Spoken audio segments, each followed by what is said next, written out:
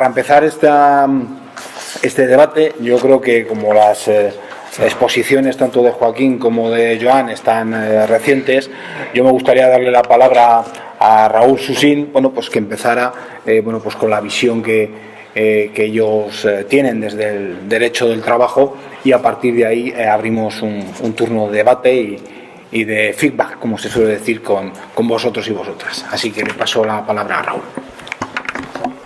Bueno, en realidad es una visión desde la filosofía del derecho. Como decía un filósofo, sociólogo que era Weber, no es mi función dar soluciones, sino dar formas de ver los problemas, problematizarlos, y además para dar soluciones pues ya están las instituciones y están las personas con talante político, por decirlo de alguna forma, como Joan, que son mucho más capaces que yo para dar soluciones. Yo sí que puedo apuntar algunas cuestiones, al hilo muchas de ellas de las que se han ido apareciendo tanto en una ponencia como en la otra. Yo sí que creo que queda claro es que no sé si ha habido un discurso, ¿no?, del fin del trabajo que numerosos autores han puesto sobre la mesa. Quizás uno de los que más lo popularizó, igual lo suena, era de la asociación esta del hidrógeno ahora, Jeremy Rifkin, que hablaba sobre el fin del trabajo. Luego había otros sociólogos que hablaban de la sociedad del 2080, Martin y Schumann.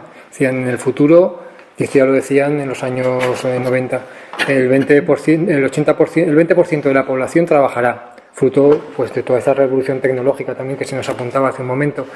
Y el 80% restante, pues habrá que darles algo. Planteaban tetas y entretenimiento para ese 80%, ¿no? A lo mejor eso vinculado con todo lo que nos planteaba Joaquín de la idea de justicia social, de paz social. Bueno, el trabajo sabemos que ha ido evolucionando, pero siempre ha sido un elemento central. A lo mejor no podemos hablar de fin del trabajo, también nos ha ido quedando claro, pero sí que yo compartiría con Robert Castell esa idea de que ha perdido consistencia. Yo creo que eso sí que es clave. Se ha transformado y ha perdido consistencia. De allí todas esas cifras, que no voy a aburriros, sobre la precarización, sobre esas biografías laborales tan rotas, sobre el tema de los trabajadores empobrecidos, que creo que alguna de las diapositivas que ponía Joan iba sobre esa línea, ¿no?, que es muy relevante las cifras de trabajadores empobrecidos, es decir, personas que pese a trabajar ya no dejan de ser pobres. Parece que nos remitimos un poco a la idea del trabajo en el siglo XIX y parece que estamos releyendo pues textos de Dickens, de Zola, Germinal o quizás más densos, como puede ser la situación de la clase obrera en Inglaterra, de Marx y Engels, ¿no? El caso es que también sabemos que el trabajo ya no era durante el siglo XX ese trabajo decimonónico, y que aunque el trabajo era central, fuera peor o mejor, había ido mejorando a partir de la segunda década del 20 y podríamos hablar de esa especie de sociedad salarial, ¿no? Esa sociedad salarial donde también se ha apuntado antes de alguna forma, o puede que en las dos ponencias, pues consistía en un pacto.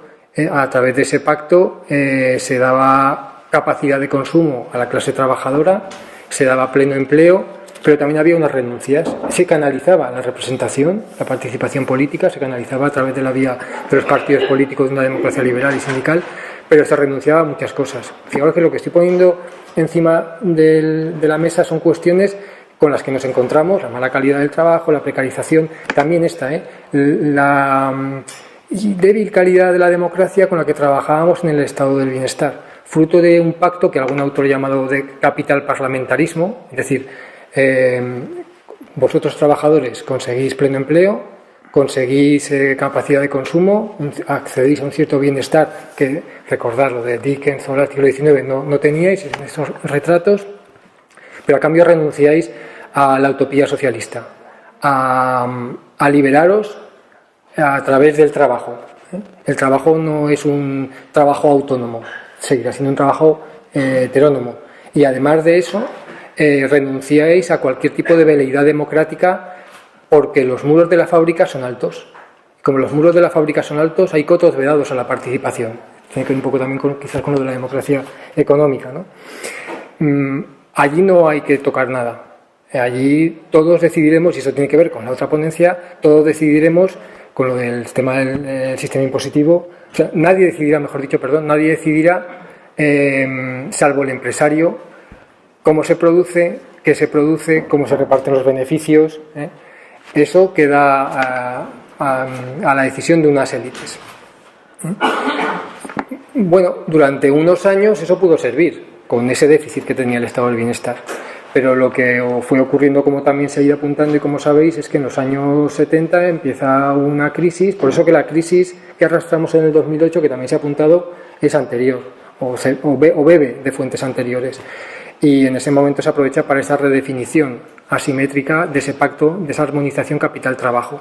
Y una redefinición que, como también se ha puesto sobre la mesa en las ponencias anteriores, se redefine del lado del capital y a costa del trabajo, a costa de las personas. En esa redefinición no solo lleva, por ir resumiendo, no solo lleva a una reducción de políticas sociales, sino que esa redefinición lleva sobre todo, porque, por ejemplo, hablábamos antes de la importancia también de unos informes como los informes FOESA, que denuncian determinadas situaciones. Los informes FOESA venían denunciando una situación de precarización.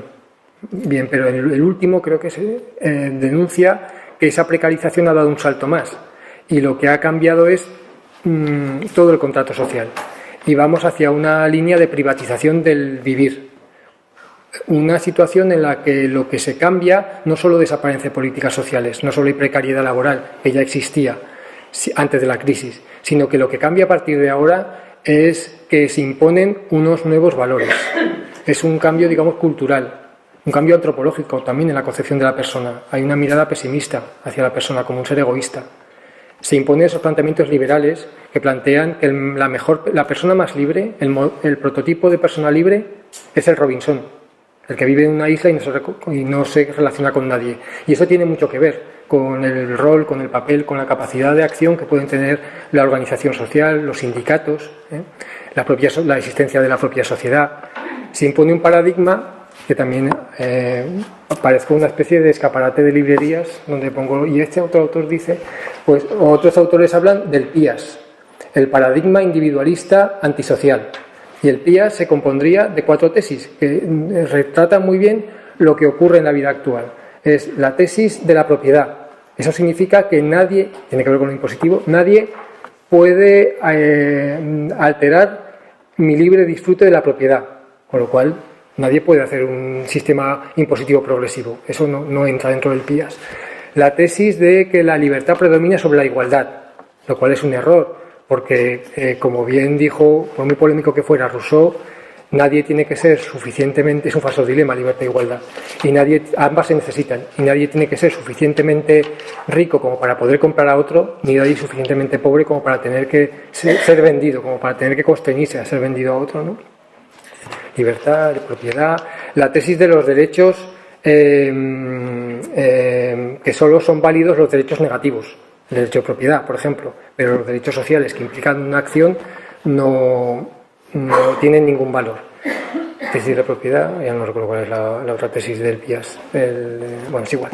El caso es que se diseña con esa tesis con ese modelo del PIAS una sociedad en la cual la participación se ve limitada, la participación democrática, es una situación de élites simplemente, de decisiones por parte de las élites en un mercado, de nuevo esa mercantilización, hay un mercado de votos, el ciudadano simplemente se identifica como ciudadano en el momento en que cruza el umbral electoral y no nos interesa para nada más.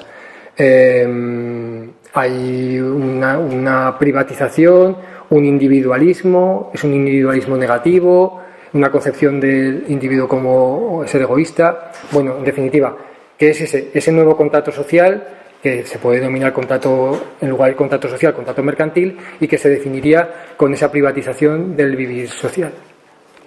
Vale, entonces, ¿qué papel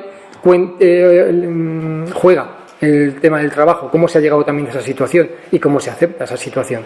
Bueno, hay distintos elementos. Están las políticas de ajuste, esas políticas neoliberales, está también el tema de la globalización economicista, Una cosa es la globalización y otra es la globalización que se impone. Resistirse a la globalización es como resistirse a la ley de la gravedad. Eso sería absurdo.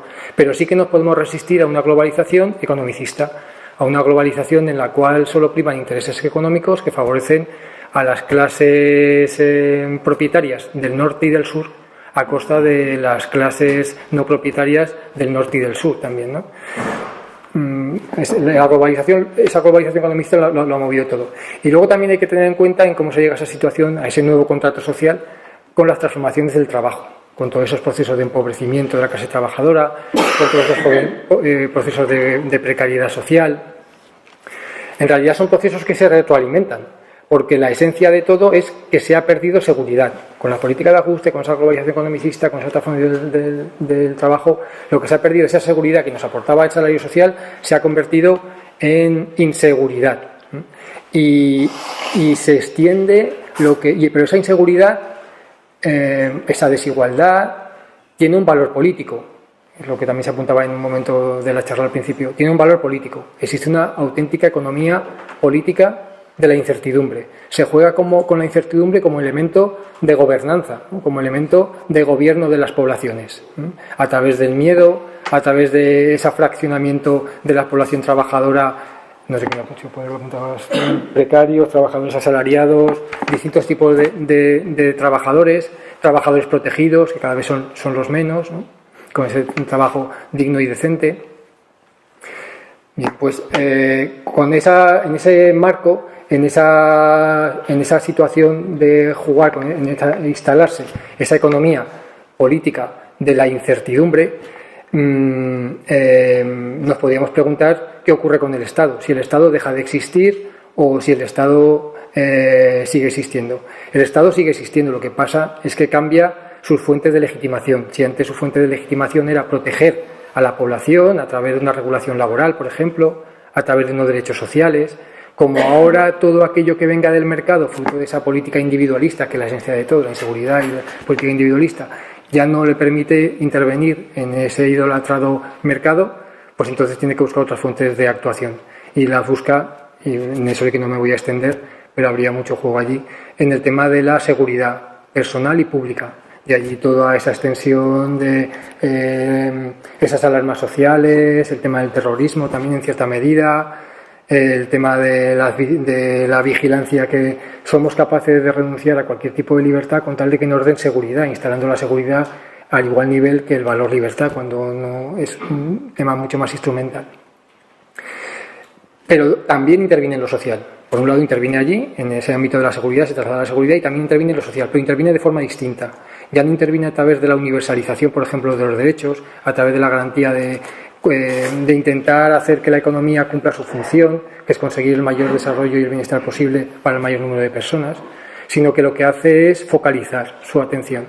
Considera que hay clases que se han desplazado, esos sujetos superfluos que también se hablaban antes, esos sujetos desechables que ya no hacen falta al capital y que pueden alimentar la población de clases peligrosas.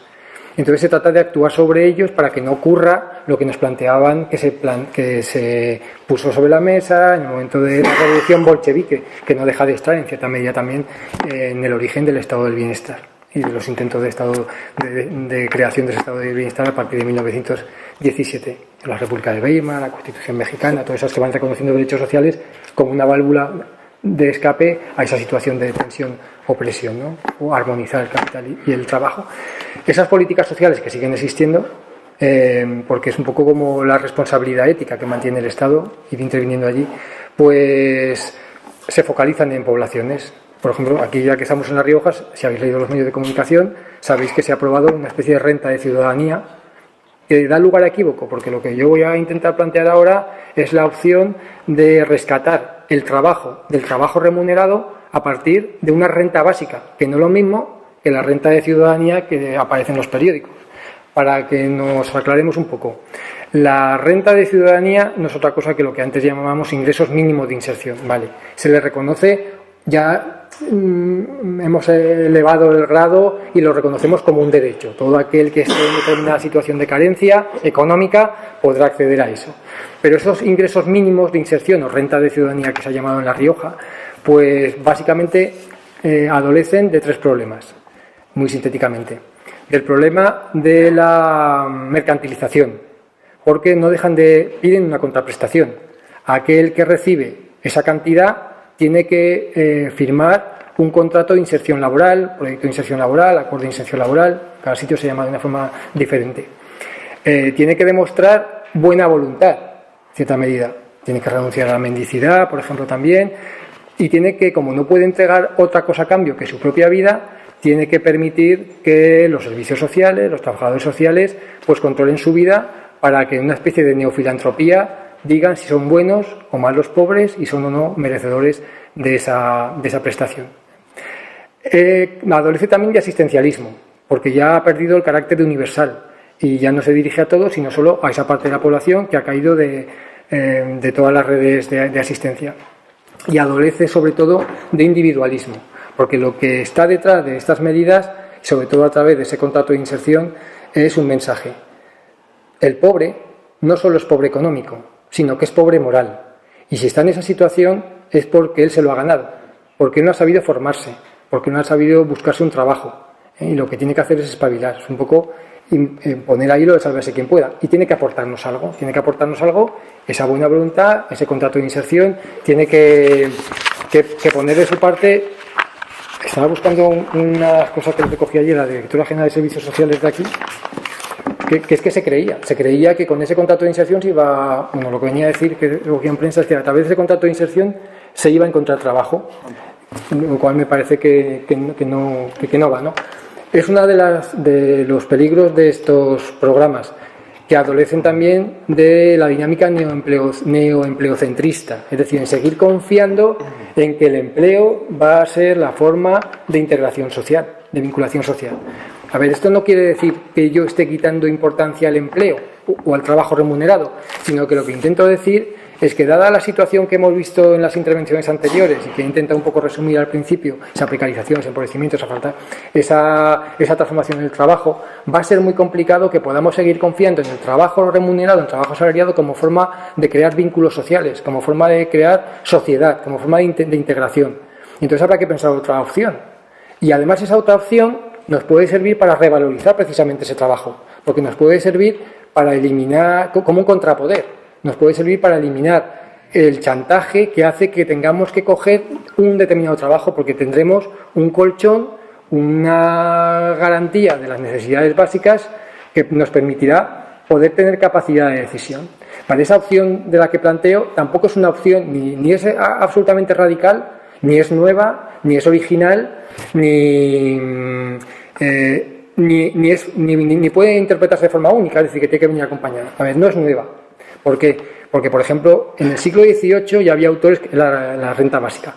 Que la renta básica sería a todas las personas, por el hecho de ser personas o ciudadanos, puede ser personas y no hace falta que sean ciudadanos, exigimos un periodo de residencia de un par de años, por ejemplo, pero a todas las personas, a partir de una determinada edad, sin tener en cuenta los ingresos que tengan, es decir, ¿cómo se llama la hija de Botín? Ana Botín o Patricia Botín. Ana Patricia Botín, parece que se llama. Pues a ella o a cualquiera de nosotros se nos va a asignar una cantidad, que, bueno, ya se estudiará qué tipo de cantidad puede ser, ¿no? Pero que nos permita tener una cierta libertad a la hora de manejarnos en la sociedad, sin ninguna contraprestación, es incondicionada. Básicamente es eso, la renta básica, que no es lo de la renta de ciudadanía, también se llama en alguna ocasión renta de ciudadanía, pero bueno, para que nos entendamos, eso serían las rentas mínimas. Y esto, que es lo que sí que propongo que puede servir para rescatar al trabajo, el trabajo remunerado, y para salir de esta situación, para desencantar o desmitificar el trabajo, la renta básica.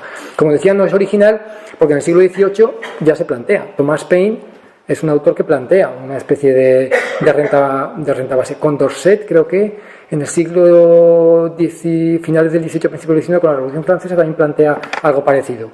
Ahí ha habido distintos intentos, ¿no? Luego, Tobin, que os sonará también, la tasa Tobin, podría ser una forma de financiar a través de transacciones financieras, aunque Tobin, en alguna entrevista, dice, ojo, los de ATTAC han venido a decir que con los ingresos que se obtengan de la tasa Tobin, que es para gravar las transacciones financieras, para que un fondo de inversión no acabe hundiendo a un país, por ejemplo, pues, todo esto muy simplificado, pues ATTAC dice, con ese dinero vamos a financiar una renta básica de ciudadanía. Tobin dice, a mí que no me mezclen con estos rojos, que yo no, con estos antagonistas, yo la tasa Tobin la pensé para lo que lo pensé, no para una renta básica, pero bueno, podría servir lo de la tasa Tobin también, como forma de financiación. No es nueva tampoco porque, como os decía, en el Parlamento creo que Joan Herrera, ¿no?, tarda en insistir una iniciativa en ese ámbito. En Alaska ha habido alguna iniciativa también que se financia no a través de cuestiones impositivas, que yo creo que sería lo más justo o una forma, sino también, como plantea un autor que también a lo mejor es una que habla sobre el precariado, que es Guy Standing, que es a través de un fondo que se obtiene, y fijaros que esto está un poco todo enredado y que nos puede llevar a que la solución también venga por ahí, que es un fondo que se obtiene con los recursos naturales de Alaska, con los recursos sobre todo del petróleo. Con los recursos del petróleo, pues cada ciudadano tiene derecho a una renta básica, todos los ciudadanos, todas las personas que viven en Alaska, que creo que no es muy alta, creo que hace unos años eran unos 1.000 euros anuales, pero era muy pequeña, pero existía esa... $100 y pico dólares. Sí, pues un típico 1.000 euros anuales. En Alaska ha habido algún intento más por ahí, puede que en Finlandia he leído alguna cosilla más, pero no hay mucha cosa más. Una de las preguntas también sería, ¿esto es posible a nivel solo de un Estado? Habría que pensarlo a nivel nacional. Esto de la renta básica, ¿cómo se financia? Por ejemplo, ese que os decía antes, bueno, del siglo XVIII, ahora no me acuerdo cómo se llamaba. Bueno, pues este autor planteaba que la forma más justa de financiarla sería a través del derecho de las herencias, los ingresos que venga por las herencias, porque es el impuesto que menos agresividad pueda tener, en el sentido de que menos esfuerzo te ha podido llegar a costar lo que tú recibas por la herencia, ¿no? Bueno, plantea problemas también, bueno, otra cosa es las pensiones que se cree cada uno, pero vamos, otra cosa también es... Perdona, es que ese impuesto no debe existir. ¿Cuál? De las herencias. Bueno, vamos. Termina Raúl y hacemos un turno de palabras. Fuera justo, Sí. y es completamente. No, a ver, yo digo que el autor que ahora no recuerdo, que se me ha ido el santo al cielo, del siglo XVIII, que en el Tratado de Agricultura es el que plantea la necesidad de una renta básica. No me acuerdo cómo se llama este autor. Una renta básica propone que la financiación que él considera más justa es a través de un impuesto que grave las herencias. Ese sería otro tema, si son justas o no son justas. Vale, pero ese sería otro tema. Yo digo lo que planteaba este autor. También se ha criticado la renta básica, por ejemplo, que si podría crear un cierto desincentivo al trabajo. Así como en otros casos son subsidiarias, complementarias, en este caso no supone ninguna limitación. Se da un ingreso y luego si además quieres incrementar ese ingreso trabajando, pues no hay ningún problema, ¿no? Incluso con los elementos positivos que os planteaba, se plantea como un contrapoder. Es decir, como un contrapoder contra el dinero, por ejemplo, que establece a través del dinero quién tiene la propiedad y quién no tiene la propiedad. Un contrapoder también frente a los trabajos precarios. Me permite, una vez que tengo garantizado esa renta mínima, esa renta básica, poder decidir y no aceptar el chantaje de hacia dónde quiero ir, ¿no? También se ha llegado a plantear en alguna ocasión, por ejemplo, que puede ser, como crítica, que puede afectar principios de justicia social, porque ¿qué es eso de que la reciba Ana Patricia Botín y la recibamos los demás? Eso no me parece justo, ¿no? Pero como la forma que se está planteando para financiarla es vía impositiva, al final la cuenta de resultados del que tiene mucho y la recibe no sale ganando, sino que sale perdiendo en lo que acaba pagando de más vía impuesto que en lo que recibe a través de la renta básica. Como elementos positivos se han planteado, por ejemplo, que podría servir como caja de resistencia para una determinada huelga en la que estamos en el ámbito sindical, que podría combatir también cuestiones de pobreza y desigualdad, que puede corregir también una cierta aversión al riesgo que tenemos los humanos y que podría permitirnos tener un trabajo más creativo, un trabajo diferente, no solo los trabajos, podría contribuir a acelerar ese proceso de que los niños de ahora no sabrán o trabajarán un 40%, un 60% en otros tipos de trabajo, ¿no? Pues podría servir un poco para hacer que se crearan y se buscaran nuevos yacimientos de empleo, ¿no?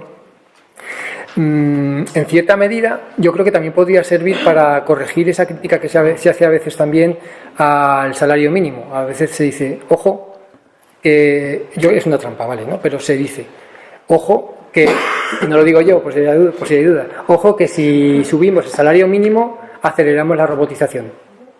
Aceleramos que seamos cada vez más prescindibles, ¿no? Bueno, con una renta básica también se corregiría esa situación que se obtendría, por supuesto, a través de esa vía impositiva, ¿no? Bueno, hay numerosos argumentos a favor en una línea consecuencialista, de efectos prácticos, de esos que os decía. Pero yo creo que el más importante, y ahí luego en distintas justificaciones desde distintos planos, para que veamos que es algo que es ecuménico, desde libertarianos hasta liberales sociales, hasta un autor que precisamente viene mañana aquí, a La Rioja, me ha llamado la atención, Philip Van Paris, a un congreso que hay de ecosocialismo, de eco, y sí. Hay algún congreso de eco, ¿no? Y viene invitado Philip. Yo también voy a hablar ahí. ¿También vas a hablar ahí? Sobre migraciones. Pues Philip Van Paris también viene, que es uno de los que más ha trabajado sobre el tema de la libertad real. Garantizaría libertad real en ingreso mínimo. Garantizaría, ingreso mínimo y tal, la renta básica. Garantizaría libertad para hacer lo que quisiéramos, ¿no?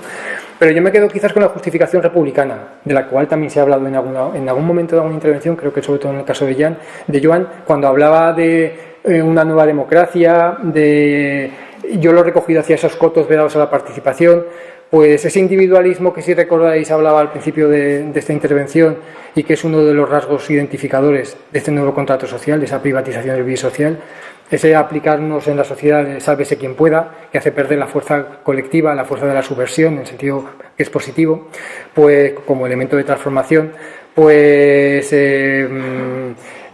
podría ser corregido a través del fortalecimiento de nuevas solidaridades que crearan sociedad. Y esta renta básica yo creo que puede servir para eso, para crear nuevas solidaridades que creen nueva sociedad. Y ya sí que acabo con esto. Hay una frase de Marx que usan también en las redes de renta básica, que es vivir sin permiso. Se trata y es algo que podría facilitarnos la renta básica. Vivir, el que solo tiene la fuerza de trabajo es esclavo del propietario de las condiciones objetivas del trabajo. Con la renta básica superaríamos ese chantaje. Con la renta básica podríamos vivir sin permiso y acceder a una sociedad decente. Yo creo que es una obligación de los Estados. No sé si ponerla, yo la verdad es que tampoco lo tengo claro, pero sí repensar que solo es el trabajo remunerado, fortalecer también otros tipos de trabajo, como pues el trabajo voluntario o el trabajo doméstico, y para eso es clave la renta básica. Y ahora sí que acabo con esto, para que veamos que todo está enredado. Estaba mirando el otro día los 20 puntos que os sonará este autor, que también es muy mediático, Christian Felber, de la economía del bien común. En los 20 puntos que trabaja hay 2 que tienen que ver con el tema del trabajo y con la renta básica. Uno dice, punto 15, él hace un diseño de la sociedad en torno a recuperar a las personas en el centro y sus necesidades en el centro de la economía. La jornada laboral se reducirá gradualmente, pone de 30 a 33 horas. Este tiempo libre se dejará libre para otros aspectos, cuidado de otras personas, trabajo propio como arte, desarrollo personal, jardinería, así como trabajo político y comunitario. Vale, ya tenemos el trabajo, esa reversión de lo individual. Nuestro estilo de vida sería menos consumista, más útil y medioambientalmente sostenible. Y el siguiente punto de la economía del bien común, punto 16, dice: por cada 10 años trabajados se disfrutaría de un año sabático financiado por una renta básica temporal. La gente puede hacer durante el año sabático lo que quiera. Y esta acción alivia el mercado de trabajo un 10% la tasa de desempleo actual en la Unión Europea. Bien. Bueno, es una idea un poco polémica, que no es nueva, ya digo, pero que simplemente se trata de que se debata y de que se conozca que existe. El que quiera más información sobre lo que es la renta básica, simplemente en Google acude a una red, que es Red Renta Básica, y tiene numerosos documentos que explican muy bien en qué consiste y sus provocaciones. Bueno, por si no ha quedado claro, Raúl Susín es un defensor de la renta básica. No tienes clara su aplicación, ¿vale? No, yo creo que es uno de los elementos que han planteado que hay que debatir, y además lo decía Joaquín, sin complejos y sin apriorismos, pero bueno, yo creo que es una parte de lo que hoy veníamos a debatir, pero yo creo que ya nos has dado el pie para otra jornada sindical sobre el tema y cómo puede y cómo puede afectarnos esa renta básica al mundo del trabajo, porque yo creo que aquí hay debate, yo creo que posiciones, por lo menos para ver qué efectos puede tener. En cualquier caso, bueno, la palabra es vuestra, intervenir, recogemos 2, 3 y que vayan contestando, podéis dirigir a todos, a unos, a la mitad, como queráis. Sí. Los datos que ha dado Joan de que había habido 200 millones más de trabajadores, pero solo 100.000 en los países desarrollados. 100.000 menos. Sí, quizás se deba también a la falta de industrialización y tecnificación en esos países. Entonces, como decía Raúl, yo también he leído que el MIT trabaja con datos de paro en desempleo mundial de hasta un 80%. ¿Quién? Por la implantación de las nuevas tecnologías. Yo quería preguntar cómo son las políticas de reducción de jornadas, impuestos por beneficio de empresas, número de trabajadores que trabajan en esas empresas, impuestos a las máquinas, que ya he visto antes que no estaba ahí muy de acuerdo, o subsidios para la población tipo la renta de ciudadanía. Y para que todo esto pueda mantener un nivel óptimo para las personas y si esto no sea así, si creen que esto puede repercutir en nuestras democracias, creando problemas de políticas totalitarias o extremistas o revoluciones como la de 1917 que ahora se cumplen 100 años. Y luego sobre la propuesta de igualdad que decía Joan, yo creo que ahora mismo incluso los trabajadores nos vemos desiguales. Entonces, ya se ve que somos 17 comunidades autónomas, 28 países en la Unión Europea, cada uno tiene sus leyes, pero es que el capital yo creo que no tiene fronteras. Lo mismo que en educación, en sanidad, vemos problemas con las lenguas, y nosotros somos una provincia limítrofe con el País Vasco, con las lenguas a la hora de poder elegir un trabajo u otro, pues hacemos políticas locales para los trabajadores en vez de hacer políticas más universales. Por eso igual hay trabajadores que cobran 29 dólares al mes y otros que tienen un sueldo más digno en países desarrollados. ¿No sería bueno intentar igualar más las leyes a nivel internacional y los sueldos? Agrupamos 3 preguntas, la compañera. A ver, es que se han dicho tantas cosas que es difícil entrar en algunas sin dar otro discurso, ¿no? A ver, yo voy a partir de 2 cosas que habéis dicho, ¿no? Una, que la desigualdad evidente, y el problema es la desigualdad y la explotación, ¿no? En otros momentos hablábamos de la explotación y tenemos que hablar. Y eso está deteriorando la democracia. A mí eso me parece un aspecto importante. Y otro, voy a partir del concepto que decía Joaquín, de que el trabajo ya no podemos... El sistema neoliberal lo reconoce como una mercancía. Nosotros estamos diciendo, no, el trabajo no es una mercancía porque lo hacen las personas. Y entonces de esos supuestos es de los que quiero partir, ¿no? Teniendo en cuenta que el trabajo no es una mercancía, porque lo hace la persona, yo creo que habría, seguramente es más amplio, como decía, que aquí, habría que hablar de qué es el trabajo. Es decir, la función del trabajo, de qué es el trabajo, porque el trabajo no se arregla, y lo has dicho tú, y las mejoras no se arreglan solo con las subidas de salarios, evidentemente prioritario, sino que el trabajo es algo mucho más de socialización, de aportación de la persona, todas esas cosas habría que verlas, porque ahí está mucho de lo del trabajo no reconocido. El trabajo no reconocido, el trabajo de cuidado, todo eso yo creo que dentro del mundo sindical habría que darle también más vueltas. Otro tema que me parece a mí que junto a una nueva concepción de trabajo y a una nueva manera de producir, todo el tema de la digitalización y de la robotización, no se nos pueden olvidar trabajos que ahora se están produciendo, que no todos tienen relación con eso, como son muchos trabajos externalizados que nos están creando verdaderos problemas. Y cuando digo trabajos externalizados van desde, voy a poner el ejemplo del hospital de aquí, ¿no? Desde los médicos, de los profesionales médicos, de los profesionales sanitarios que les han externalizado el trabajo, hasta del personal de la limpieza, que también está externalizado. Y muchos trabajos de servicios precarios, donde además los trabajadores no se ven ni se conocen. No hace falta que sean trabajos derivados de la digitalización, ¿no? Todo ese tema me parece que al sindicato también nos tiene que preocupar y hacer estructuras que den respuesta a esto. Y además hay otra cosa que a mí también me parece muy importante, entre las que se han dicho que hay muchas más.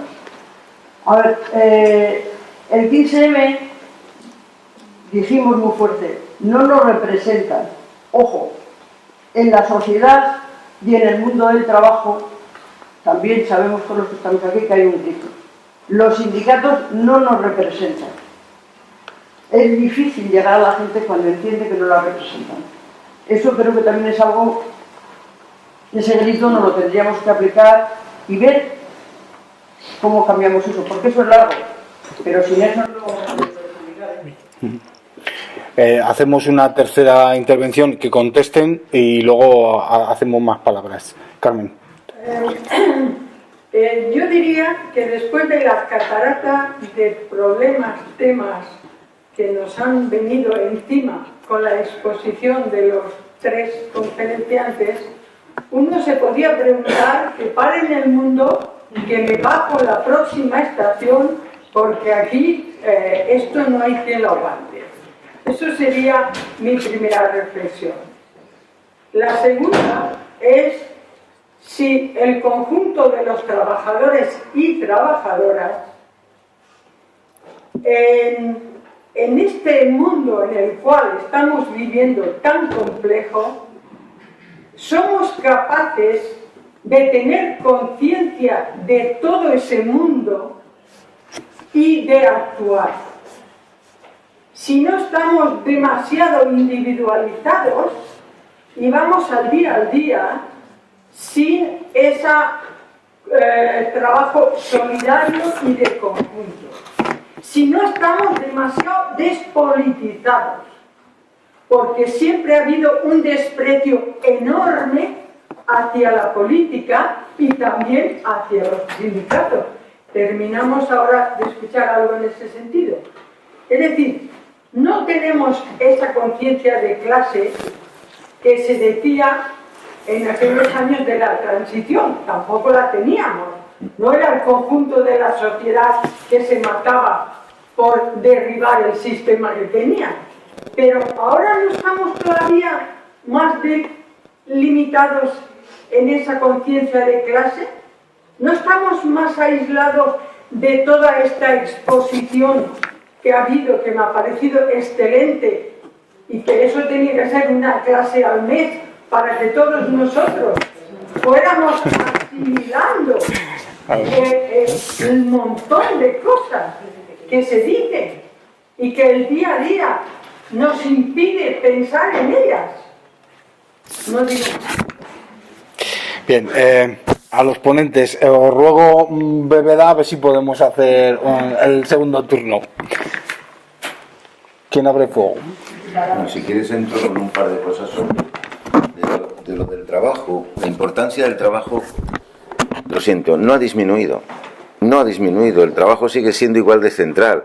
Hace falta trabajo productivo, dijéramos, para producir servicios y productos que no se hacen solos, que se hacen con trabajo. Ha podido cambiar o pueden cambiar que algo directa las relaciones laborales o la percepción del trabajo. Y hace falta el trabajo reproductivo, no remunerado, que se sigue haciendo y que es verdad que hay que entender el trabajo y que ha cambiado también esto, porque antes hubo una especie de pacto a inicios de la Revolución Industrial. Venía la gente del campo, iba ahí a las ciudades, a las industrias, y trabajaban todos los de la familia, los hombres, las mujeres, los niños, todo el mundo trabajaba. Y aquello generó tal desastre social que al final hubo una especie de pacto no escrito, que era retirar a las mujeres del trabajo, bueno, retirar a los niños, todavía hay 168 millones de niños trabajando, pero bueno, retirar a los niños del trabajo, retirar a las mujeres del trabajo asalariado para relegarlas al trabajo no asalariado y dar una remuneración a los hombres suficiente para mantener, aunque fuera precariamente, a toda la familia. Y esto ha hecho, bueno, esa diferenciación de género tan enorme que ha habido en el mundo moderno entre el trabajo asalariado y no asalariado y el rol de las mujeres en el trabajo no asalariado. Hoy todo eso está en cuestión también, porque la incorporación de las mujeres al trabajo asalariado, que es creciente, que sigue existiendo, pues plantea dos retos. Uno, la brecha salarial, que las mujeres no aceptan y que muchos hombres tampoco, y otras brechas, y otro, que tengan que hacer la doble jornada, la del trabajo asalariado y el no asalariado, lo que significa una doble carga y no una liberación, y que eso plantea también la necesidad de otro planteamiento sobre las tareas del trabajo no asalariado, las tareas domésticas, el reparto, etcétera. Todo esto está también en juego sobre el trabajo. Pero el trabajo sigue siendo central, lo que cambian son las percepciones. Y hay quien no está interesado en que el trabajo, ese rol central que tiene en la sociedad y en las personas, se le dé públicamente, y se le dé en las leyes, y se le dé en el reconocimiento, y se le dé en todo eso. Y ahí sí que ha habido un cambio muy importante desfavorable al trabajo y al rol del trabajo en la sociedad. El cambio de la percepción y de la atención al asunto. Pero yo aquí tengo otra cuestión que también creo que hay que matizar, las tendencias. Todo lo que se ha dicho aquí sobre las tendencias de precarización, de individualización, de esto, del otro, de tal, son ciertas. No tengo nada que objetar a todos esos cambios que está habiendo, pero no son las únicas. El mundo, las únicas. El mundo evoluciona con tendencias muy contradictorias. Yo diré, a primeros de siglo había más del doble de pobres extremos de los que hay ahora. Había 1.700 millones de pobres extremos que no recibían ni siquiera $1 al día. Ahora son menos de 800 millones. Estos son cambios muy reales, porque para esa gente que no tenía ni $1 al día, salir de esa situación es muy importante. A principios de siglo el nivel de escolarización no era el que hay ahora, que supera el 90%, está en el 92% de niños y de niñas, porque las más excluidas eran las niñas. Así podría dar un montón de cifras que suponen unas mejoras reales, incluido la protección social. O sea, los sistemas de protección social, que solo alcanzaban a unos pocos, han ido también evolucionando y alcanzando a más gente, no a menos gente.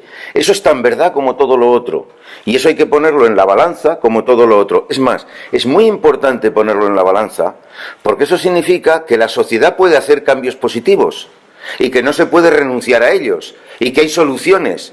Y que no es verdad que todo sea retrocesos y todo mal y todo... No. Hay también soluciones que apuntan, donde ha habido una mejora, donde ha habido un avance, apuntan por dónde deben ir los avances. Y en ese sentido es muy importante entender todas las tendencias contradictorias que existen en la sociedad, y todas ellas existen y todas ellas son verdaderas. Antes se ha hablado, por ejemplo, pues eso del sistema de pensiones, 900 euros de media, 9 millones de habitantes. ¿Cuándo un país como España ha tenido ese nivel de protección social? Y eso es lo que le ha permitido, ya digo, una mayor resiliencia en la crisis. ¿No? Esas son realidades también que se pueden perder o que se puede avanzar. Y este dilema de se puede perder o se puede avanzar es clave, porque si no, solo queda la desesperanza, el que paren el mundo, que me bajo. Y como el mundo no va a parar, pues es muy importante entender todas las claves al respecto. Esto es lo fundamental que quería poner encima de la mesa, porque luego también es verdad que los fenómenos se juntan unos con otros. Lo que ha hecho la digitalización ya ha hecho muchas cosas. Por ejemplo, ha hecho que la economía financiera se extienda por todo el mundo y haya contradicciones entre la economía financiera y la economía productiva. Esos fenómenos que creo que era Joan que comentaba, de cómo se concentra la riqueza o tú también, en personas que están desvinculadas de la economía productiva, pues claro, ha generado pues mucha destrucción de economía productiva, que es muy negativa y que todo el mundo la juzga como bastante negativa. Y eso ha sido posible porque la digitalización permite, yo qué sé, mientras estoy haciendo este discurso, se están haciendo miles y miles y miles de operaciones financieras que antes no eran posibles y ahora sí son posibles. Pero bueno, a todos estos cambios de la digitalización se juntan otros que no tienen que ver con la digitalización, pues que tiene que ver simplemente con la correlación de fuerzas y el cambio en la negociación colectiva. Todo esto de las empresas de servicios que entran a sustituir trabajadores que antes estaban en convenio, compartiendo el mismo trabajo, lo que ha pasado con las que limpian los hoteles, que es clarísimo, ¿eh? Antes tenían el convenio sectorial y ahora, como se le permite que pueda aplicarse el convenio de empresa y de una empresa de servicios, y a las mismas mujeres que antes ganaban 1.200 euros, ahora están ganando 700 porque se les aplica el convenio de otra empresa, y eso es súper destructivo. Ha habido una reacción, está habiendo una reacción, está habiendo una organización a esa reacción de los sindicatos y de fuera de los sindicatos, las Kellys, etcétera, respondiendo también a todos esos fenómenos que está habiendo. Entonces sí que es verdad que lo que hay es la posibilidad de una fragmentación mayor en la organización del trabajo. Y esa mayor fragmentación en la organización del trabajo es la que tiene este efecto, por un lado, toda la economía global que hemos hablado, las cadenas mundiales de suministro, y por otro lado, toda esa destrucción de unas determinadas formas de trabajo. Y con esto termino, que no han existido, o sea, la idea de que antes existía un contrato indefinido para todo el mundo, que estaba en una empresa donde iba a jubilarse, y que esa era la organización normal del trabajo, y ahora no es así, también hay que ponerlo, no era antes, las cosas no eran tan así. Eran en una parte del mundo, en Europa Occidental, que es una parte muy pequeña del mundo, pero en el resto del mundo no eran así. E incluso en esa pequeña parte del mundo tampoco todo el trabajo era así. Y ahora la evolución que está habiendo, también en muchas partes del mundo donde existía lo que se llama el trabajo informal, y sigue existiendo, el 60% del trabajo en el mundo es informal.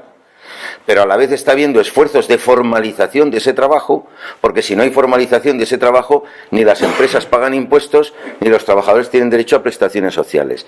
Y hay todo un esfuerzo de formalización del trabajo muy importante, unido a un esfuerzo de desformalización del trabajo. Entonces tienes trabajadores que ahora se formalizan y ya tienen un contrato, junto a trabajadores de Uber o lo que hablábamos de Deliveroo y de todos estos, que no se les reconoce una relación laboral y se mercantiliza totalmente. Las dos tendencias se están viviendo a la vez y hemos de saber manejarnos en este mundo contradictorio para ver sobre qué tendencias, que sean las positivas, se construye el futuro. Lo primero, ¿hay mayor industrialización en estos países? Bueno, en parte sí. Y por tanto yo creo que la clave no es esa. La clave es, se está generando un empleo en una parte del mundo, pero no en otra parte se está destruyendo. Y yo creo que y nosotros estamos en la parte donde se está destruyendo. Primer elemento. Segundo elemento, yo creo que hay una crisis de intermediación. No nos representan, el 15M. Fijaros, el 15M cambia conciencias como nunca, y en el mismo año, mayoría absoluta del Partido Popular. Entonces, yo creo que lo que tenemos que pensar precisamente es cómo articulamos, porque después muchos de los cambios que se producen en España y en muchas ciudades vienen de las consecuencias de ese 15M, que en el fondo sí que se traduce en el sí nos representan, de otra manera. Ahora bien, yo creo que lo que tenemos que discutir es, y eso tiene mucho que ver con la digitalización, es decir, la digitalización me permite a mí que no necesite intermediación. Bueno, yo creo que el gran reto que tenemos desde el mundo del trabajo es el generar conciencia de clase. Yo coincido en la descripción de Guy Standing. Guy Standing es el que habla de precariado y habla precisamente de que en los centros de trabajo el trabajador y la trabajadora se ha dejado de encontrar. Y eso ha hecho, ¿no?, que se pierda ese sentimiento de clase. Pero atención, en la conclusión de Guy Standing, ¿no?, a mí me preocupa la confrontación intraclases. ¿Me explico? Es decir, el precario versus el que no lo está. Y yo creo que eso, desde un marco como el sindical y desde el mundo del trabajo, lo tenemos que superar precisamente en cómo organizamos. Entonces yo creo que el principal reto que tenemos desde el mundo del trabajo es el cómo organizamos y cómo la organización se adapta y se adapta a un nuevo marco de relaciones laborales que es distinto. No lo que va a venir, lo que ya está. Cuando hablamos del futuro del trabajo, ya estamos hablando del trabajo presente. No es verdad lo que va a venir, ya está. Claro, hay sindicatos que se refugiaron en los espacios de confortabilidad. El modelo sindical norteamericano se refugió en la empresa donde estaba operando. Pero atención, cuando haces eso, el espacio que dejas vacío lo ocupan otros, o lo ocupa precisamente el marco de la desregulación. O el marco de la desregulación, o un modelo sindical que no es un sindicalismo de clase. No hay que dejar precisamente espacios vacíos. Y lo que hay que pensar organizativamente, si hay una lógica fordista de organización en ramas, cómo organizamos precisamente la acción sindical en un mundo que tiene características distintas, porque la gente se tiene que encontrar. Os pongo un ejemplo piloto que se está haciendo en Cataluña. En Cataluña se está aprobando un convenio, un acuerdo entre el sindicato y el movimiento vecinal para que en las asociaciones de vecinos un día a la semana se dé asesoramiento laboral. Porque hay mucha gente que un día está trabajando en el sector servicios y luego está en otro sector y al cabo de 4 meses en otro y por tanto se encuentra en el barrio. Bueno, yo creo que tenemos... Le preguntan, ¿de qué federación eres? ¿De qué federación eres? Y ¿No? Entonces, yo creo que esos elementos hay que pensarlos y repensarlos. Primer elemento. Y segundo elemento con lo que planteabais. Por tanto, primero, crisis de intermediación, no. Yo creo que hay que pensar precisamente cómo se media y se media de una forma distinta. Existe la crisis de intermediación. Porque hay una... ¿Cuál es la crisis del periodismo? No hace falta que nadie interprete por mí, porque yo directamente me entero de todo. Pero no es así. El buen periodismo es imprescindible para desencriptar la complejidad. Y por eso yo hacía un alegato, a favor de la deliberación y contra del plebiscito. Es un poco simple, pero el titular es más complejo, pero no, nosotros desencriptamos la complejidad. Porque los otros lo hacen muy complejo. Y por último, una reflexión final. Mirad, hay un libro que a mí me parece muy interesante de Owen Jones. Owen Jones es un tipo muy joven que escribe en el Guardian, si no me equivoco, ¿no? Y hace análisis políticos, yo creo que bastante interesantes.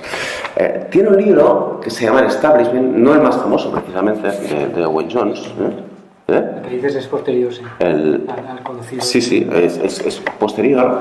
Y en este libro del Establishment te hace un análisis. Yo lo utilizo en clase en Gerona, donde doy clases de teoría de las élites, este libro. Te hace un análisis de cómo funcionan las élites en el Reino Unido. Seguramente uno de los sitios donde el capitalismo financiarizado actúa de forma más descarnada y donde, si os fijáis, el Thatcher se cargó precisamente la resistencia del mundo del trabajo en los años 80. Vale la pena llegar a la conclusión del libro de Owen Jones, porque Owen Jones dice, claro, el establishment, las élites, invierten mucho en think tanks, en espacios de pensamiento, y dice, y tiene muy clara las élites que el debate está en el terreno de las ideas. Fijaros, ¿no? Terreno de las ideas. ¿Por qué? Porque en un escenario de crisis, donde el marco es este, yo pongo la propuesta en el extremo del marco y lo muevo todo. Ellos combaten el terreno de las ideas. ¿Qué son las escuelas de negocio? Sino think tanks capaces de, en un escenario de crisis, hacer entender que lo que hay que hacer es desmontar la negociación colectiva, porque en un marco precisamente más desregulado se va a generar ocupación. Ganan las ideas, salen a combatir el debate de las ideas. Y Owen Jones, en la conclusión, dice: quien está mejor preparado para dar el combate de las ideas, porque está arraigado a la realidad del mundo del trabajo, es el sindicalismo. Lo dice Owen Jones en sus conclusiones sobre...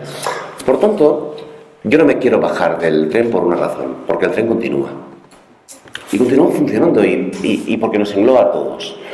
Yo lo que creo es que lo que tenemos que pensar es cómo conseguimos precisamente reorientar la marcha del tren. Y creo que tenemos que reivindicar que estamos en uno de los mejores espacios para reorientar la marcha del tren. ¿Por qué? Porque una sociedad se construye no solo, pero en gran parte, a partir del mundo del trabajo. antes, hoy y mañana.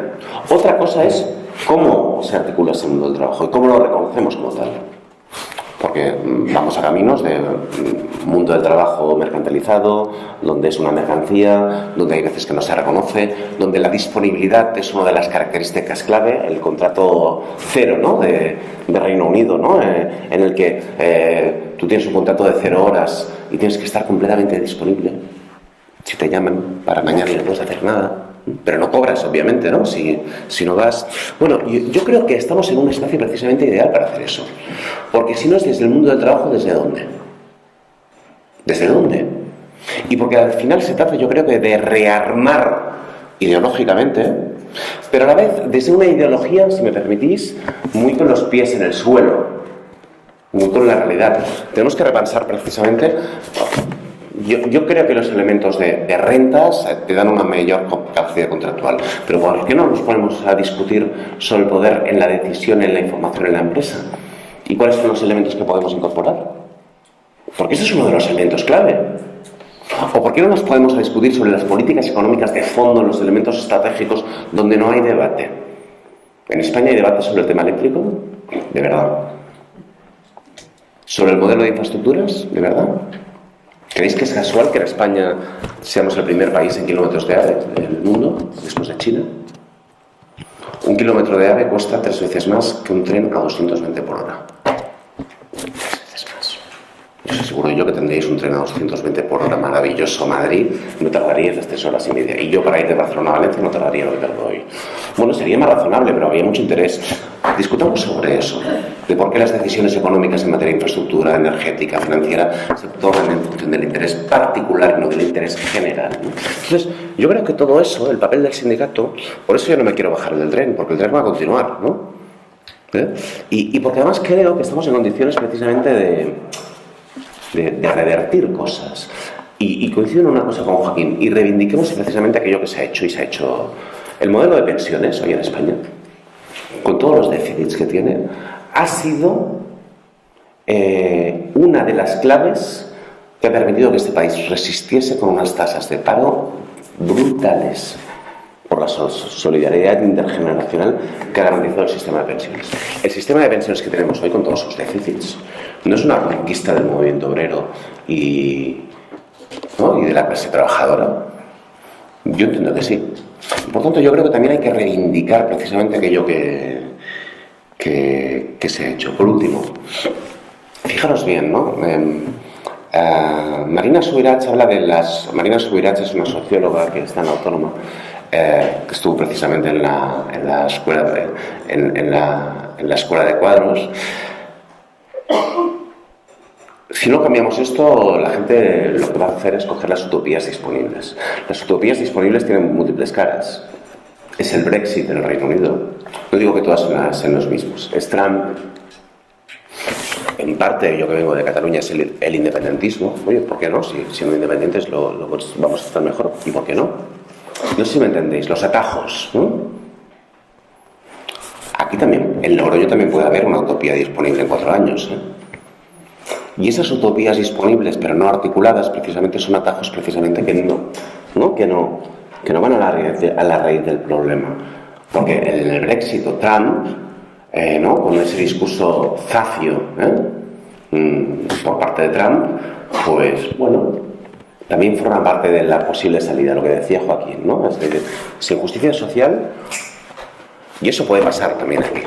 Por lo tanto, yo creo que nosotros tenemos esa responsabilidad, ¿no?, de construir un escenario de alternativa, y creo que estamos en condiciones de hacerlo porque en el proceso de repensar del sindicato, ¿no?, y en lo que se avecina en los nuevos tiempos, bueno, están las condiciones para hacerlo. Una cosilla. Una cosilla un poco integrando una de las intervenciones que vine aquí. Yo sí que soy consciente de la importancia de lo social o del sindicato un poco como vinculador de eso social. Pero a mí me gustaría alertar de un peligro. Parece que soy aquí el más agorero. Y también decía Bauman, que habla de la modernidad líquida, que en esta modernidad líquida ni lo peor es seguro. O sea, que igual estoy totalmente equivocado. Pero lo cierto es que cada vez más somos ciudadanos consumidores y no somos productores. incluso hasta el punto de que nos dedicamos a consumir las relaciones y no a producirlas. Pasamos olímpicamente de producir lo social, producir relaciones. Y eso tiene un significado muy importante para organizaciones como un sindicato o un partido o un político, ¿no? Pero por eso yo creo que es importante. Bien es cierto que hay que mantener elementos que venían de antes, elementos que hay que agradecer al Estado social o elementos como esa centralidad del trabajo, que tampoco es que yo diga que no sea el elemento central, sobre todo preguntarle a quien no tiene trabajo, a ver si el trabajo es central o no en su vida, ¿no? Pero sí que hay que darle un nuevo significado y hay que recuperar o revalorizar otros trabajos y que quien tiene mucha responsabilidad en esa tarea, aparte de crear esas nuevas solidaridades y crear esas nuevas sociabilidades, es el Estado, porque es el Estado el que tiene capacidad para crear derechos, y los derechos son básicos para revertir esas situaciones. Ante el círculo perverso de las desigualdades, el círculo virtuoso de los derechos. Que si quiere, hablabas del derecho a bajarte del tren, ¿no? Por acabar. Hay un sindicalista autonomista que es italiano, Toni Negri, que lo que planteaba es el derecho a desertar. Pero ese derecho a desertar te obliga a proponer elementos de transformación y elementos de cambio. Por eso está vinculado también. No nos gusta... ¿El qué? Que no defiendo el derecho no. Ella nunca se baja. Puedes tener un derecho a desertar, pero tienes también la obligación y el compromiso de proponer algo nuevo, ¿no? Bueno, acaba de entrar el rector magnífico, como se suele decir en estos casos, con lo cual quiere decir que ya estamos a punto del cierre, pero yo sí que me gustaría que las 4 palabras que habéis pedido, por lo menos de manera telegráfica, planteéis las cuestiones. Ricardo, Calonge, sí, Ricardo. Primero, gracias por venir a la presentación y a la universidad, a los tres. Y 2 preguntas muy concretas. ¿Qué propuestas tiene el sindicato a la hora de aglutinar todas esas clases que se han formado en una única, que es la de clase obrera trabajadora? Y la segunda es, se van a acabar las materias fósiles, el carbón va a desaparecer. Si eso va a acabar cuando esté ya repartidas las nuevas energías renovables y donde ya los estados lo hayan repartido, y la incidencia que podamos tener nosotros en ese reparto y en incidir en que eso sea más bien social. Julio. Bueno, muy telegráfico porque iba a comentar 2 cosas que tienen tela. Tomás Piketty, en el libro este famoso del Capital del siglo XXI, sobre el tema de la desigualdad, habla de que el escenario más previsible en las próximas décadas es un crecimiento pequeño, alrededor del 1%, y con unas tasas de interés cercanas al 5%. Eso genera por sí mismo más desigualdad. Entonces, la idea básica que él propone es un impuesto al capital. ¿Cómo podemos conseguir que eso cale en la sociedad cuando las direcciones de los gobiernos van en dirección contraria? Y sobre la democracia y participación en las empresas. No sé si conoces alguna experiencia. Yo conozco las históricas del cooperativismo, el capitalismo renano, pero no sé si hay cosas novedosas que podemos aprovechar algo de eso. Calonge. Yo primero que siempre estamos viendo que hace todo mal, me parece un acierto esto de la escuela superior, ¿no? Y la incorporación de Joan Herrera, que llevará muchos años, pero también es cabeza. Y luego la pregunta es para Joaquín, porque el sindicato más o menos ha entendido claro que va a ocupar o que quiere ocupar los espacios estos que pueden dar a dejar cosas abiertas, porque eso me parece bien. Pero a Joaquín, que conozco menos la Organización Internacional del Trabajo, y ha hablado de que es bastante independiente de las políticas de los estados, por eso lo he entendido yo, como que es una organización muy vieja o muy antigua, más antigua incluso que veterano. Pero muy tarde, una organización eso. Quería saber la fuerza que tiene, porque al final si puede desarrollar esas políticas que nos has hablado, si los empresarios y la parte social realmente tienen esa independencia a la OIT para llegar a esas políticas que nos has comentado, porque fuera de lo que es las élites y la política real que tenemos a diario. Bien, con Eunate terminamos y planteamos, si queréis, en la encuesta que os mandaremos a todos, si el año que viene hacemos un curso de mañana y tarde, ¿vale? Eunate. Bueno, mi pregunta era cuál era el camino para la democratización de los cuidados, igual de palabras en términos de Joan, y para la liberación de la mujer, igual para Raúl. La democratización de los Cuidados. El trabajo de los cuidados y, por lo tanto, para la liberación de la mujer, ¿no? Como persona. Bueno, breve. Joaquín, te han hecho varias.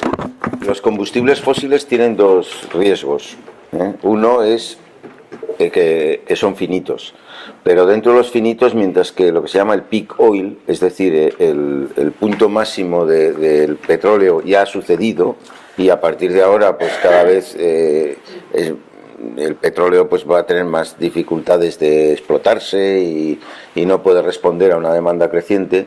El gas va muy asociado al petróleo, pero el carbón, las reservas de carbón son inmensas.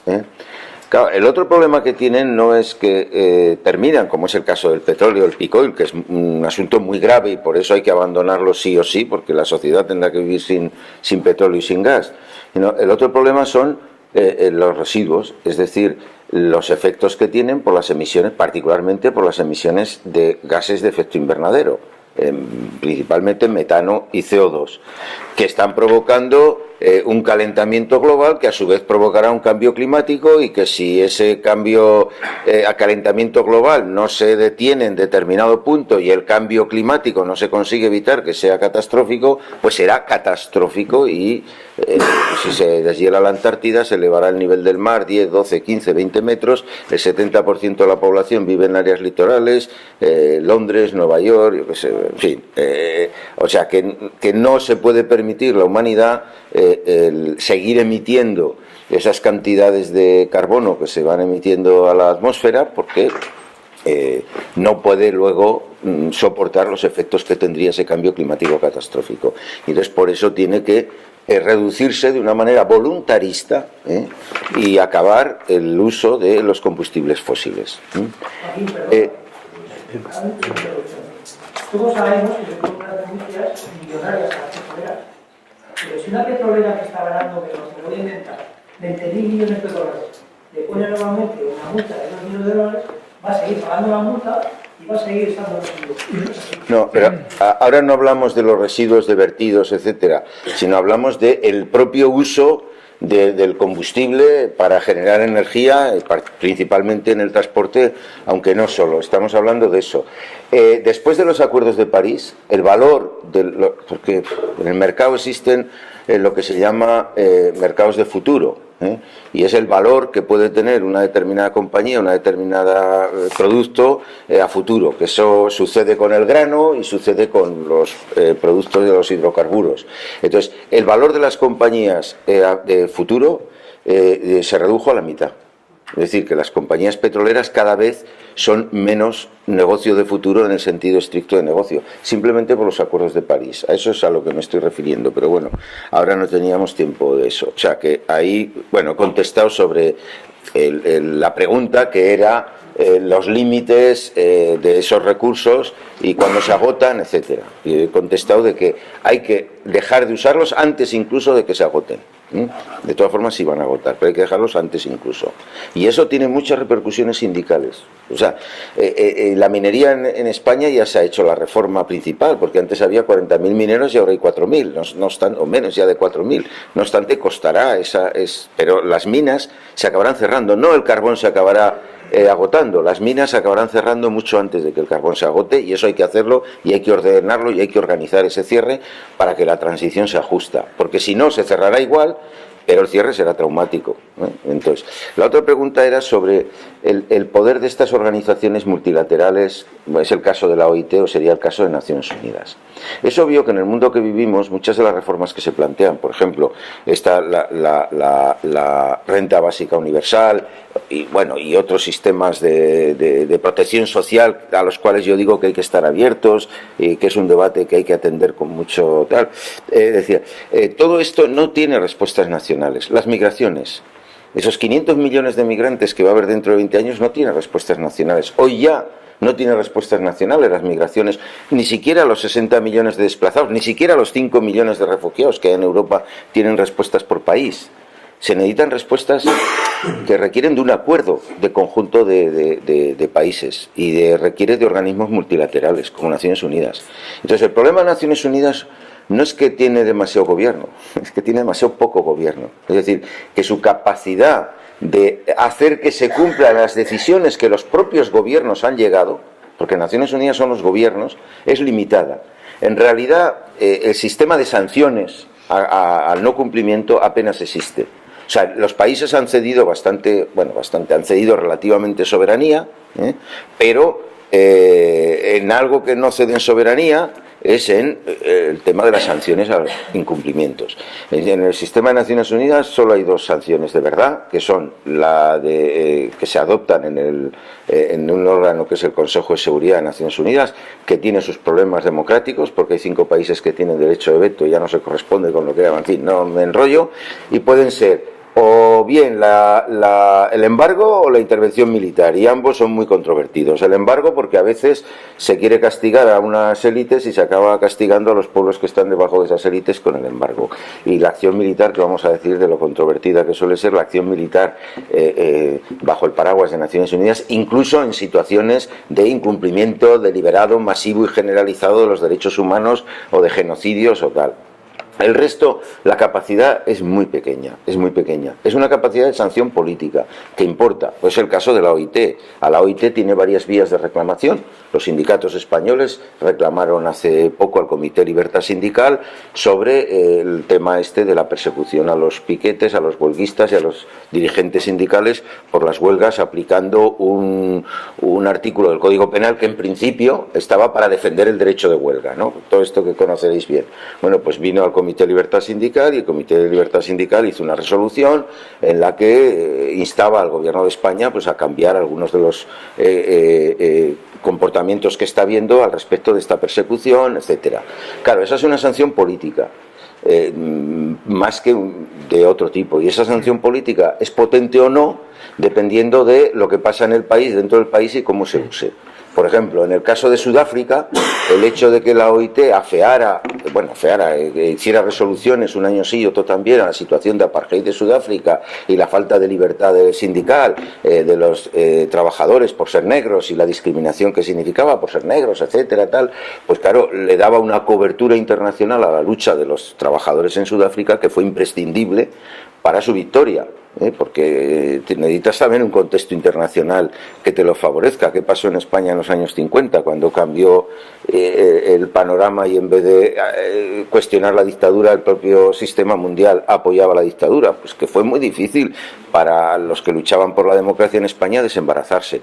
En este sentido, claro que tiene un valor muy importante, pero si hay oposición real en los países, en este caso, y lo que pasa con OIT pasa con otros, lo que ha pasado con los refugiados. ACNUR, el alto comisionado de Naciones Unidas, no está de acuerdo con muchas de las cosas que están pasando con los refugiados, y ya lo dice, pero no tiene mecanismos. Entonces aquí la única solución es que hubiera mecanismos reales de gobierno, porque se necesita una gobernanza mundial. El año que viene, 2018, habrá un pacto mundial sobre migraciones.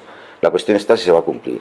Ahora ya hay un pacto mundial sobre los objetivos de desarrollo sostenible, que es, os invito a leerlo, es el programa más transformador que nunca ha tenido, nunca ha existido de manera multilateral en la historia de la humanidad.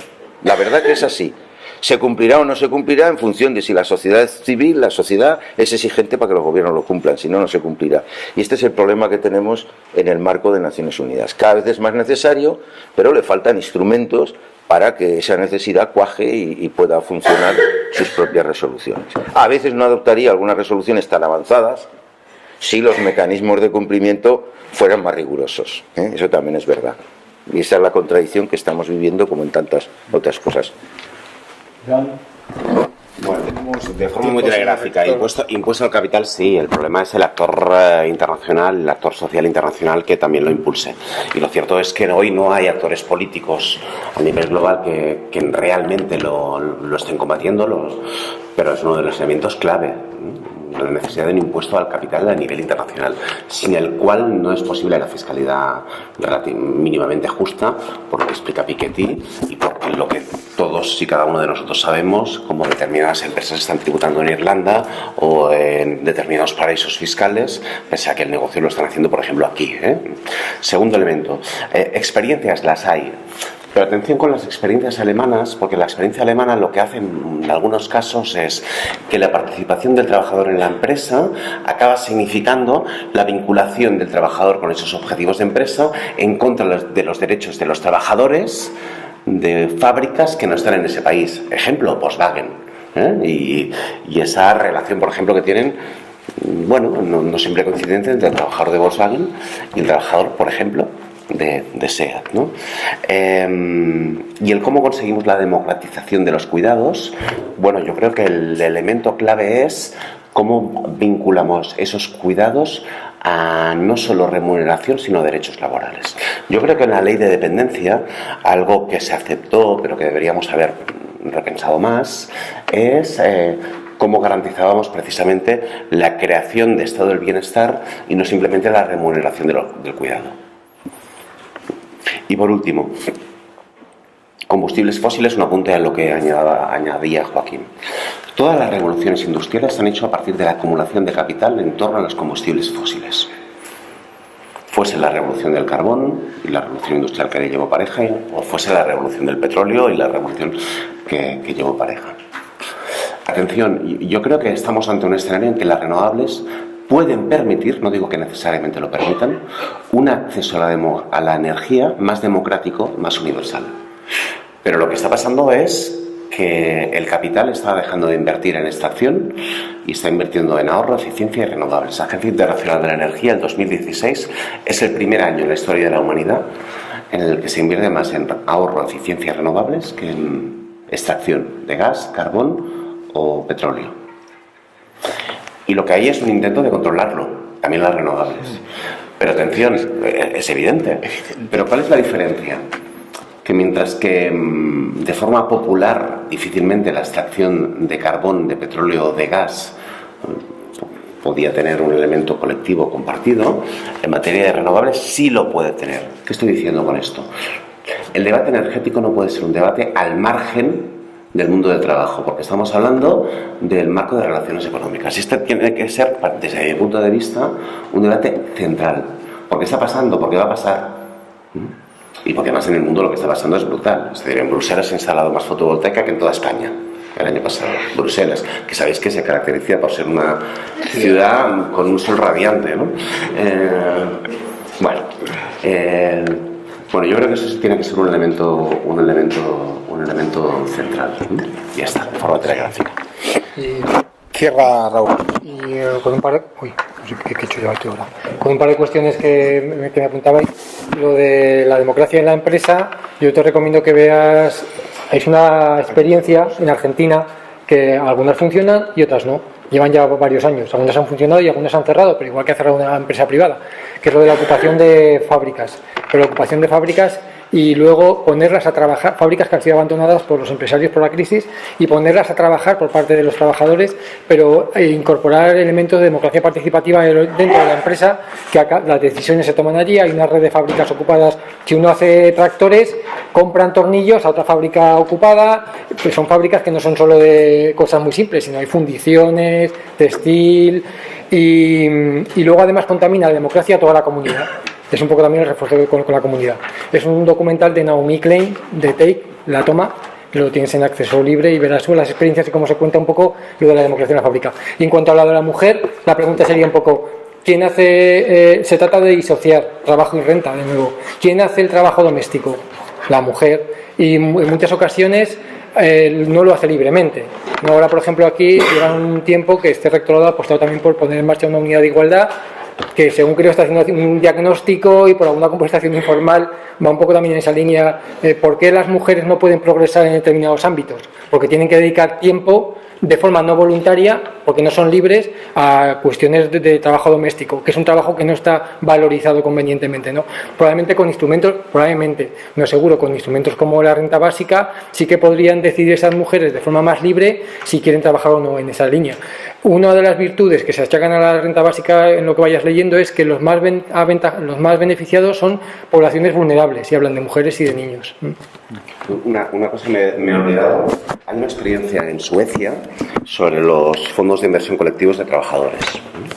En la escuela lo explicamos, entonces si te interesa el tema, lo que haré es haceros llegar precisamente la experiencia que la explicó uno de los profesores que participaron en la escuela sobre la experiencia sueca, que hace que un porcentaje de los beneficios significa que el trabajador se reapropia en parte de la empresa, en parte de esa empresa, y eso le da mayores derechos. Con elementos interesantes, con uno claroscuro, pero también os puedo pasar la experiencia sueca y también noruega en torno a los llamados capital público y sobre todo capital colectivo, donde sí que hay una experiencia de participación en la empresa. Bueno, lo tenemos que dejar aquí. Agradecer tanto a Raúl Susín su presencia en este debate, como a compañero Joan, como a Joaquín. Y ahora pasamos ya a la clausura con el señor rector. Muchas gracias.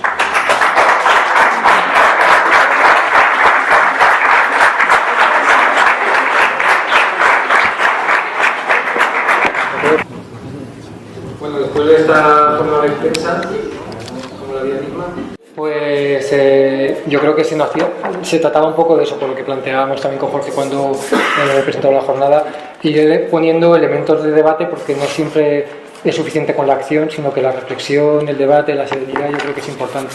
Y luego se exportan ideas y cada uno ya navega en el proceso mar del conocimiento según quiere y según puede, pues recogiendo esas ideas.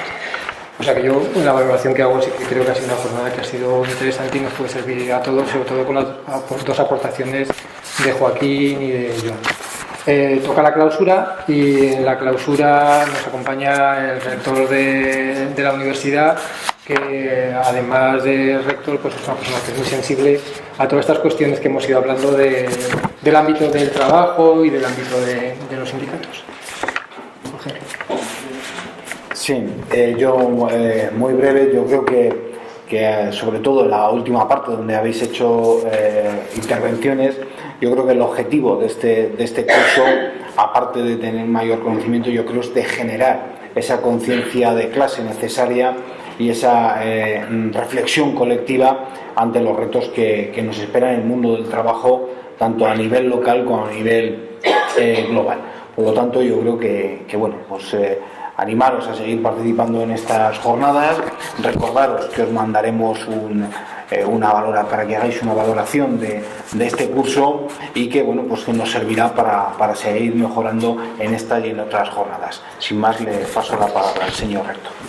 Muchas gracias. Señores codirectores del curso de verano, Raúl, Jorge, participantes, amigos, buenos días o buenas tardes. Bueno, en primer lugar, los agradecimientos. Os quiero agradecer a todos la asistencia y la participación en este curso de verano.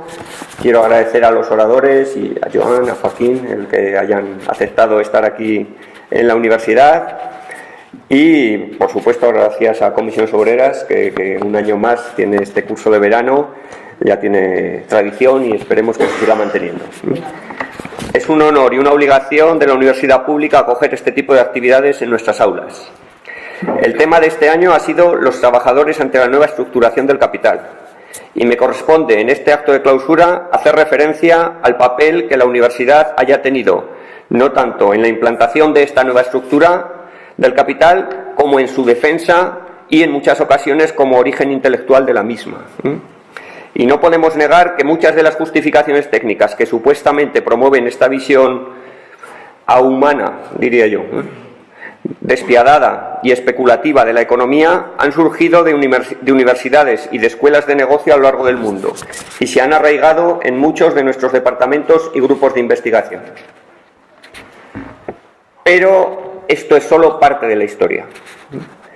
En el curso de verano se ha tratado el caso de los servicios públicos, de las tensiones que soportan y del papel de resistencia que pueden representar en este escenario globalmente hostil.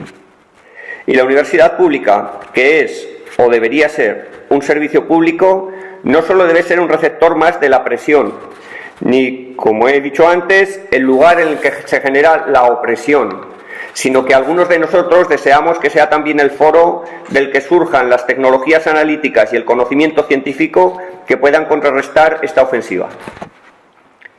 Pero ¿cómo podríamos reforzar lo uno y minimizar lo otro?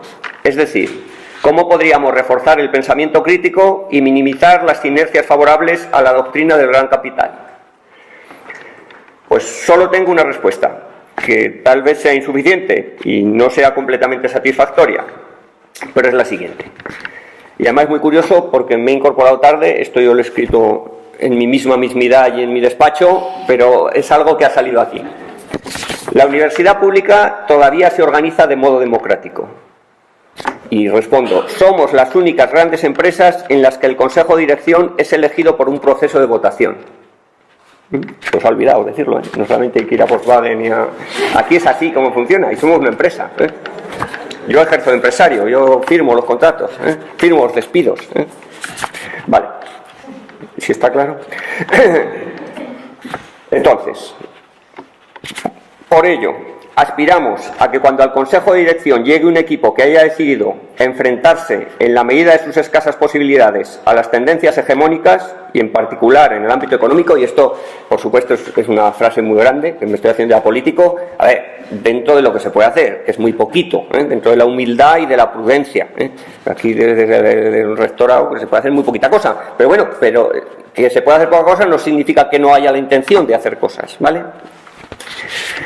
Entonces, lo que yo esperaría o me gustaría es que esos consejos de dirección que han sido elegidos y que tienen esa orientación puedan contar con el apoyo de las organizaciones sindicales de clase. Cada uno desde su ámbito, sin sumisión, cada uno desde su responsabilidad. Pero es que en una universidad pequeña como esta podemos llegar todavía más lejos. Podemos ejercer una democracia deliberativa más directa, y es algo que estamos intentando hacer. A los que no soy de aquí llevamos un poquito más de un año en el rectorado. ¿Qué sucede? ¿Qué hemos apreciado? Pues que se puede entender que esa vía de acceso directo a los trabajadores, de consultas directas, de reunirlos en reuniones, es redundante, de reunirlos para preguntar las cosas, para preguntar, pues puede causar ciertas resistencias. Entonces, los representantes sindicales no deben ver en ello una amenaza o una agresión a su tradicional papel de defensa de los trabajadores. Yo creo que al contrario, tienen que verlo como una oportunidad que les puede permitir romper el corporativismo, que muchas veces y en las administraciones públicas sucede, y algo aún peor, que en las administraciones pequeñas como esta, que es de un tamaño muy reducido, pues se confunde en ocasiones y tristemente con el personalismo. Entonces, somos conscientes de que hacer de la universidad pública un contrapeso eficaz contra la nueva estructura del capital no es sencillo, pero creemos que es un camino que merece la pena intentar recorrer todos juntos. Y con este mensaje esperanzado, declaro clausurado el curso de verano Los trabajadores ante la nueva estructuración del capital. Muchas gracias.